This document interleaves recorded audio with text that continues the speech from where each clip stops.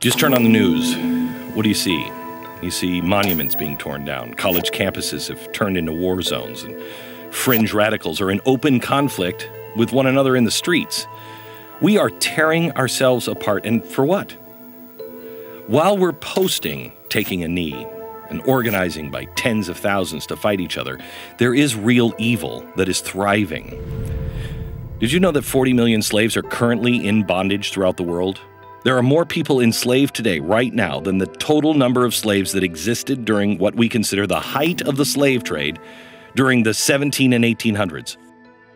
I was in Mexico City recently. I went to meet with some people who completely changed my perspective on what we call problems in this country. While we're marching in the streets expressing how offended we are and how oppressed we are, the people I met experienced oppression and horror the likes of which none of us can even imagine.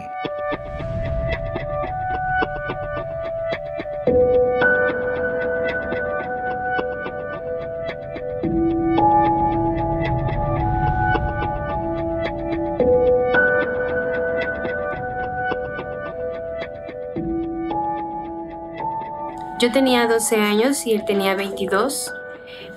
Cuando yo lo conocí aquí en la Ciudad de México.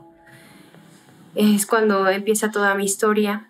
Vengo de una familia muy humilde y mi familia no tenía como esos lujos que muchas personas tienen.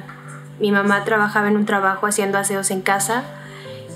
Mi mamá nos mandaba a internados para que ella pudiera trabajar. Yo sufría abuso sexual desde los 5 años de edad. Mi mamá llegaba frustrada del trabajo y a veces eran gritos, eran golpes, pero era una casa con no mucho amor, pero con amor convertido, ¿sabes? Me tenía que esconder abajo de la cama para que mi mamá no me pegara. A veces tuve que dormir en la calle, tuve que comer de la basura. Sufrí desde esos 5 años hasta los 12 años abusos.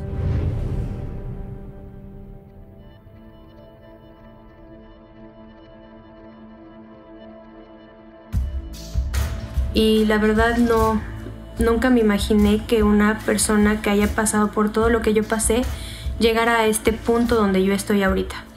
What happened that caused you to run away or to get out of your home? Cuando mi mamá se iba todos los días y no la veía, cuando mi mamá era agresiva, cuando yo veía que sentía más bien que yo no era como parte de la familia, fue cuando decidí irme. Y porque también conocí una parte de una persona donde me ofrecieron algo que nunca me habían ofrecido, que era el amor, el cariño, el afecto, alguien que me escuchara. Y por ese motivo me fui.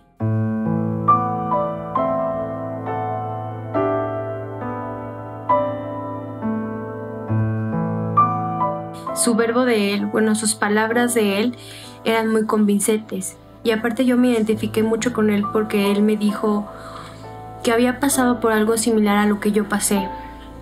Cuando él me empieza a contar su historia familiar, yo empiezo a llorar, él empieza a llorar.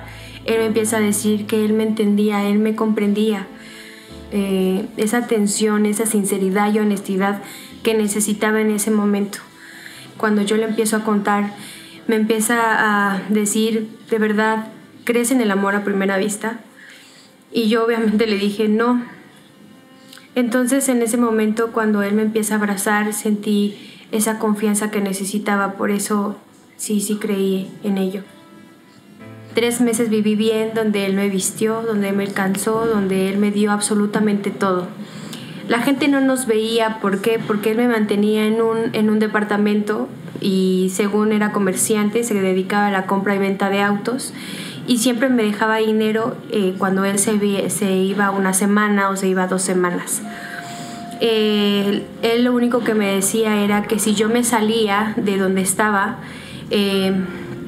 lo que pasaba era que si le llegaba un chisme de que yo le hablaba a alguien, que si yo le decía algo a alguien y me iba a meter en problemas.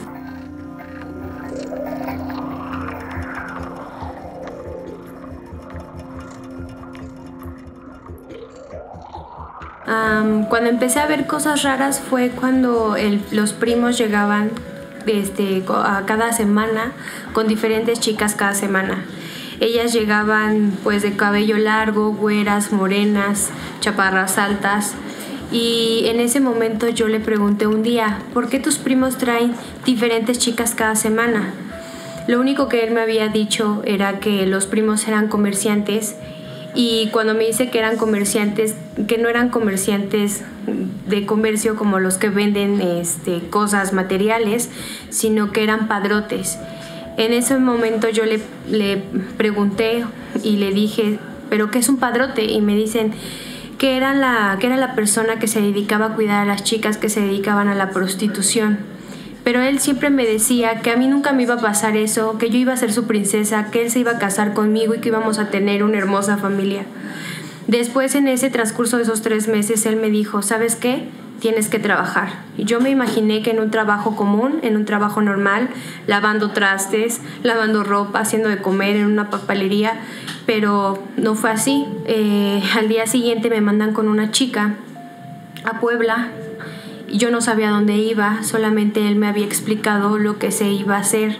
Yo no le creí todo lo que me dijo porque él me empezó a decir cuánto tenía que cobrar, qué es lo que tenía que hacer, cómo le tenía que hablar al cliente, qué posiciones iban a hacer, que si iba a hacer desnudos y pues todas esas cosas que pues se hacen en esa situación. Cuando llego con la chica en el hotel, lo único que empiezo a escuchar es que la chica le dice al dueño del hotel que me dejara trabajar. Ese día no me dejaron trabajar porque tenía 12 años, no tenía una credencial que dijera que era mayor de edad. Ese día el dueño del hotel empezó a decir que no podía trabajar porque si no podían cerrar el hotel, y nos regresaron. Al poco momento me mandaron a sacar unas fotos infantiles a color. Me las voy a sacar, se las entrego y al siguiente día ya tenía 18 años de edad. La primera vez que me empiezan a prostituir fue en Guadalajara. Yo no esperaba otra vez estar de nuevo en un lugar de esos, pero fue algo muy difícil.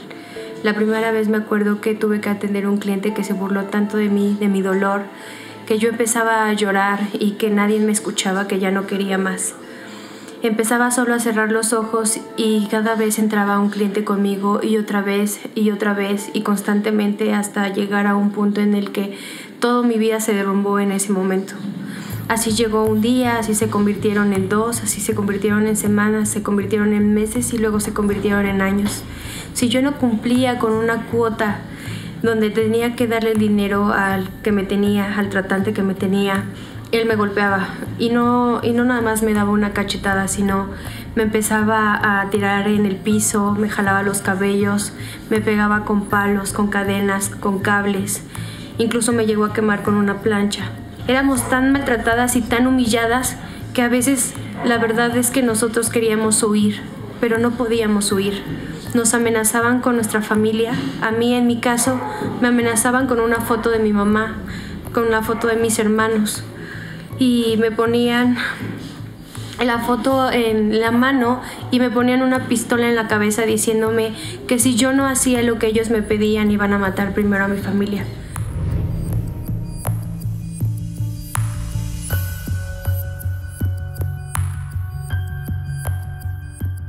Yo pensé que si teníamos una familia él me iba a dejar de prostituir, pero no fue así. Cuando me embarazo la primera vez pensé, bueno, si me embarazo a lo mejor me va a dejar de hacer esto o me va a dejar íbamos a tener una familia y así, pero cuando él se entera que me embaracé, él me empieza a golpear y en ese momento lo único que me dijo es que no iba a tener al bebé. Me da unas pastillas, una vocal y una vaginal, y al día siguiente sufro el aborto y me sentí tan culpable de poder estar aquí, de estar en ese tiempo ahí. Me sentí como sucia, me sentí acabada, quería morirme en ese tiempo, traté de suicidarme, pero nunca me salió. Después de eso, él me empezó a trabajar constantemente así. Tuve que trabajar con un derrame porque él no me quiso hacer el degrado pronto. Me tuve que meter una esponja adentro de mi parte para poder trabajar y no me sangrara. Después de un tiempo, la verdad es que ya no pude trabajar. El derrame ya se estaba convirtiendo en dolores de cabeza, en fiebre, en vómitos. La verdad no comía, no podía, ni siquiera todo el cuerpo me dolía. Y yo le dije, ¿sabes qué? Ya no puedo trabajar.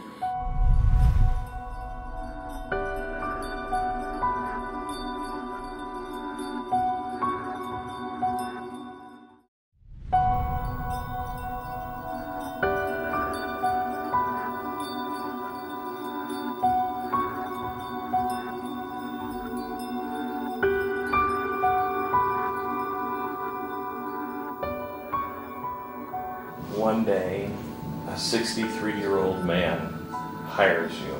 And what did he say? Ese día estaban todos los clientes ahí parados. Y él se fijó en mí. Él se fijó en una niña de 14 años. Y él me empieza a decir, pasemos. Y yo, normal. Al poco ratito él me empieza a decir, ¿tú tienes 18 años? Y yo le digo, sí. Y me dice, tú no tienes 18 años. Y me dice, préstame tu credencial, quiero ver si eres mayor de edad. En ese tiempo había falsificado una credencial de lector que decía que tenía 22 años. Se la doy para que verificara que tenía mayor de edad, para que pudiera entrar conmigo. Y me dice, ¿segura estás bien? Tú no te ves como de 22 años. Y yo le digo, sí, estoy bien. Y le digo, ¿vas a pasar o te vas a quedar ahí? Porque todos los que vienen aquí solo vienen a pedir un servicio, no vienen a platicar. Y me dice, yo no quiero tener sexo contigo, yo solamente quiero platicar contigo. ¿Cómo te llamas? ¿Qué haces aquí? ¿No tienes una familia? ¿No quieres tener una familia? En ese momento me enojé y le dije, tú no te metas en mi vida, tú no eres quien para meterte en mi vida. En ese momento me retiro del cuarto, él se va y al siguiente día regresa de nuevo. Y otra vez empezó lo mismo, le dije lo mismo, me salí del cuarto y empezó a regresar y a regresar y a regresar hasta que por fin pudo platicar conmigo. Tenía 14 años. Medio año que él trató de convencerme para poder platicar con él. Fue algo tan difícil de creerle porque todas las personas iban nada más con un propósito, el propósito de tener solamente sexo.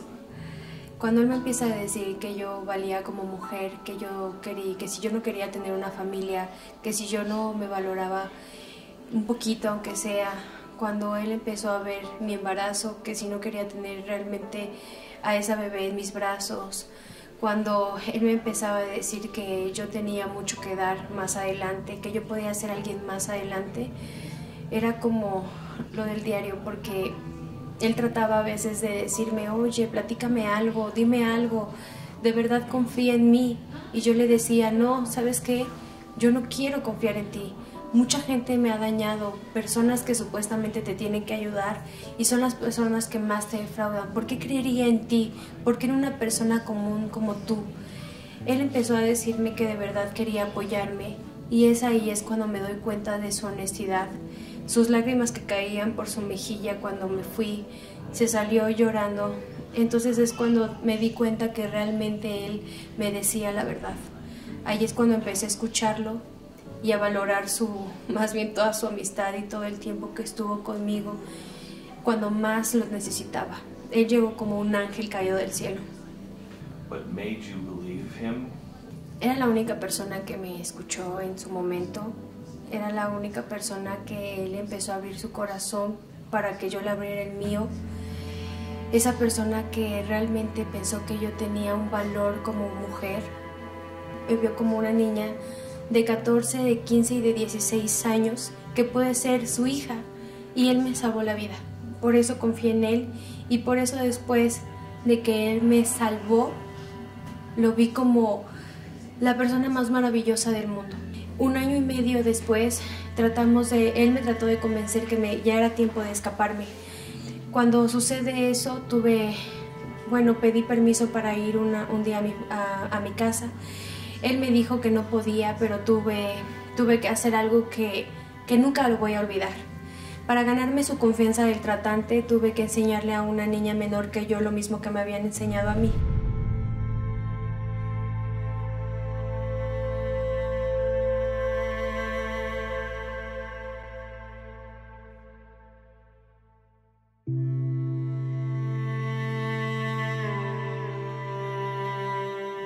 Pensé que ya no iba a tener, después de 2 años y medio, pensé que no iba a tener el mismo número de teléfono. Cuando veo su teléfono fue como algo impresionante, le marqué, me contestó y fue algo tan maravilloso que se acordara de mí. Nos vimos, ese día me fascinó porque verlo de nuevo era como, gracias a ti estoy aquí, gracias a ti me he recuperado. Por lo menos tengo una sonrisa en la cara después de tanto sufrimiento. Cuando lo veo, lo primero que hago fue abrazarlo y besarlo por todas las mejillas que tenía. Y nos pusimos a llorar, le empecé a platicar todo lo que ya había hecho, le empecé a decir que ya estaba estudiando, que había hecho cursos, que había tomado ya terapia psicológica y que ya podía ser por lo menos mamá y podía abrazar un poco más a mi hija. Ese día yo le digo, tengo una entrevista y voy a ir a trabajar a un hotel que se llama Presidente Intercontinental y este día va a ser mi entrevista. Saliendo de mi entrevista, le empecé a marcarle y me contestó una mujer y esa mujer era su hija. Cuando me contesta su hija me empieza a decir, ¿tú eres Carla? Y yo le digo, sí, mi papá está en coma. Cuando me dice que estaba en coma, me pasó por teléfono a José y le empiezo a hablar y empiezo a llorar y lo único que quería era no perderlo. Al día siguiente muere. If you could talk to him now, what would you tell him? Lo único que diría es que nunca había encontrado una persona como tú. Nunca había encontrado una persona que me valorara tanto como una mujer. Significas tanto para mí que me diste la oportunidad de poder confiar en ti. Que gracias a ti soy una gran mujer.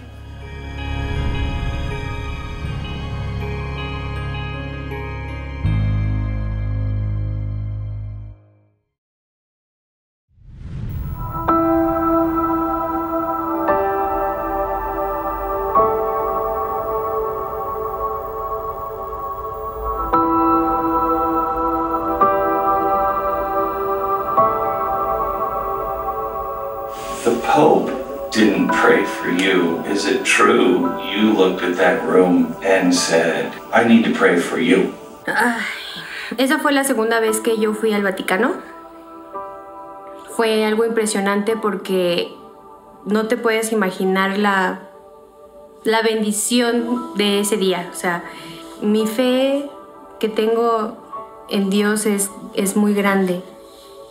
Me es difícil creer en una religión, pero yo sí creo en Dios.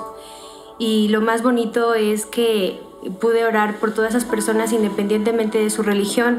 What was the reaction of these leaders when you said, I'm going to pray for you? Yo creo que se quedaron con la boca abierta o a lo mejor no vi muchas reacciones, pero vi algunas de cómo una persona como yo iba a orar, ¿no? O sea, nadie se esperaba eso. De hecho, fue algo que me nació y vi caras de impresión hasta eso. Y me gustó porque la verdad era como, wow, ¿no? ¿Quién iba? Ni nadie se esperaba que yo iba a orar por...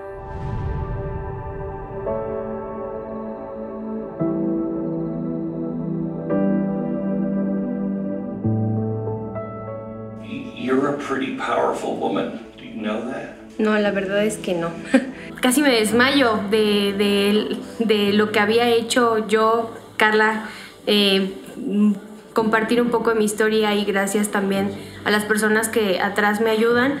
y que por ellas soy lo que soy y porque he crecido y gracias a esas personas he podido ayudar más de lo que yo me imaginaba ayudar. Who is the author of your story? It really only can be you. A statue doesn't dictate your story any more than a TV news report or Facebook post or a politician. You are not defined by the bad things that have happened in your life. History doesn't write your story. You write your story every single day. No matter what anybody tells you, no matter what people say, no matter what they do to you or have done, your future, your life is a blank page, and you are its only author. Don't wait another day. Choose to turn the page and start writing an amazing life. Hoy de verdad creo que existen las personas buenas. Existen las policías buenas, existen esos hombres y mujeres buenos, pero eso sí, solamente tienes que creer en ti, creer que sí vas a salir de esa situación, creer en una nueva historia, creer que realmente vas a tener una familia, creer que te vas a casar de blanco, creer que una rosa que te van a dar va a florecer para toda la vida. Mi nombre es Carla Jacinto, mi vida es una hoja en blanco y nadie escribe mi historia más que yo.